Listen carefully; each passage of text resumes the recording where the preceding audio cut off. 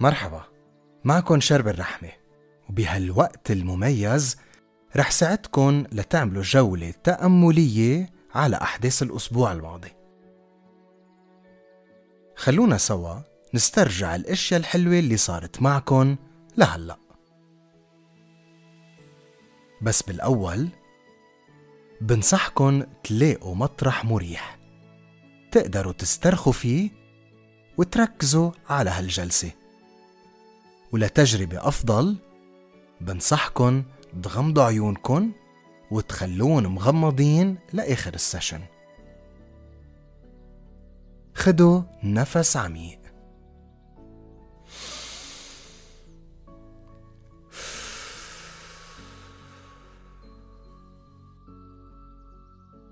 مرة تانية خدوا نفس عميق.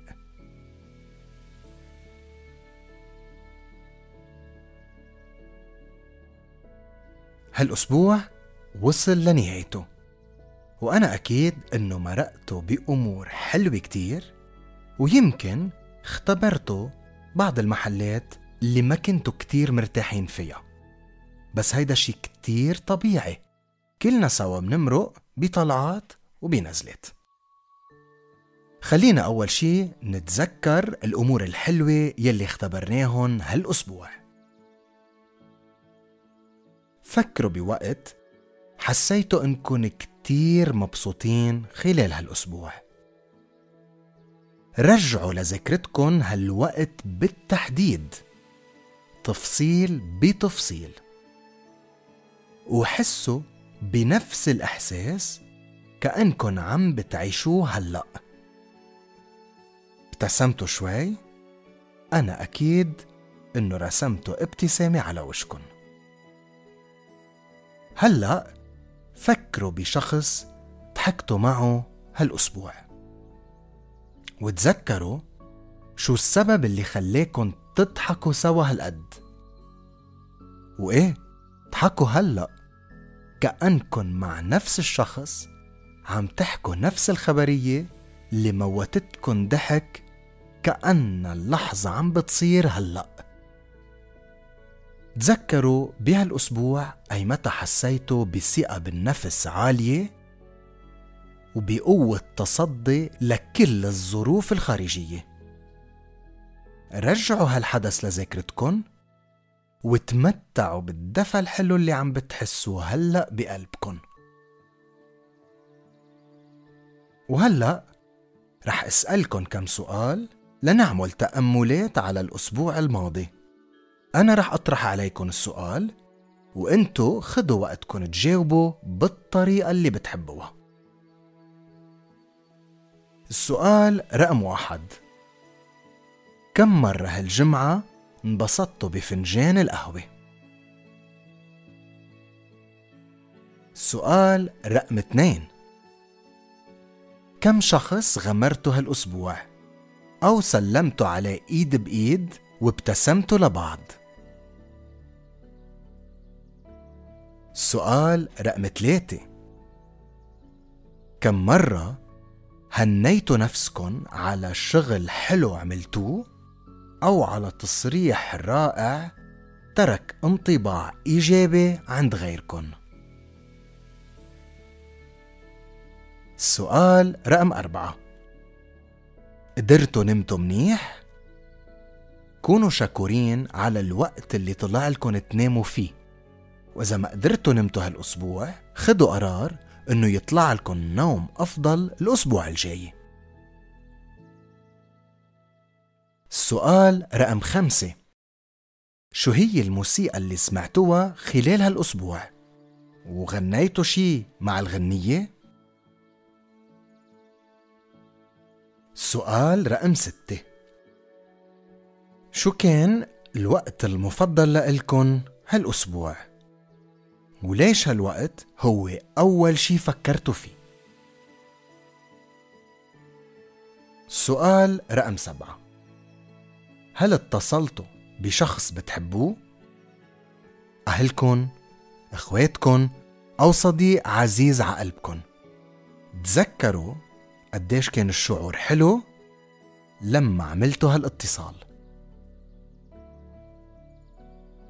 السؤال رقم 8: شو أطيب أكلة أكلتوها هالأسبوع؟ كتير طيبة كانت. رح تعيدوها الأسبوع الجاي؟ السؤال رقم 9: كم مرة قررتوا ما تزيدوا على حالكن هالأسبوع؟ وهلأ وعدوا حالكن إنه الأسبوع الجاي تكون نتيجتكن بهالسؤال أفضل. السؤال رقم 10: شو هي الشغلة يلي كان عبالكن تعملوها هالأسبوع وما قدرتوا؟ طب ليه ما بتجربوا الأسبوع الجاي؟ بتقدروا تلتزموا بهالشي؟ قولوا إيه وخدوا قرار الأسبوع الجاي تحققوا هالشغلة. بعرف ركزنا على الجانب الإيجابي من الأسبوع الماضي، بس هيدا الشي ما بيعني إنه بالتأكيد ما صار شي خارج عن التوقعات أو ما صار شي نحنا ما كان بدنا إياه. وفي حال هالأمور صارت، خدوا وقت صغير لتتذكروا الأمور يلي حسستكن بحزن معين أو استياء معين أو غضب معين، وروقوا على حالكن. كل الناس بتمرق بهالمشاعر، والشغلة المهمة إنكن مدركين لهالمشاعر وإنكن بسلام معن. المشاعر بتجي وبتروح، وهي شي كتير طبيعي، مش نهاية العالم أبداً إذا كانوا مشاعرنا شوي مخربطين بالأسبوع اللي راح. نصيحتي لإلكن تسجلوا شو الأسباب اللي خلتكن تمرقوا بهالمشاعر، وتعملوا فلترة للأمور اللي انتوا قادرين تتحكموا فيها، كرمال الأسبوع الجاي تقدروا تديروها بطريقة أفضل. والأمور يلي ما قادرين تتحكموا فيها، يعني هي خارجة عن سيطرتكن ولازم تخلوها تمشي كرمال تشيلوها عن كتافكن وما تخلوها تزعجكن الأسبوع الجاي.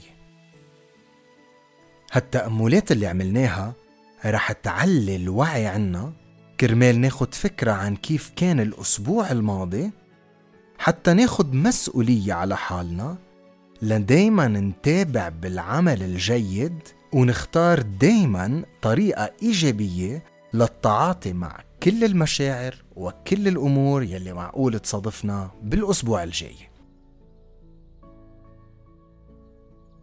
كان معكم شرب الرحمة. اشتركوا بقناتي وبتمنى لكم نهار حلو.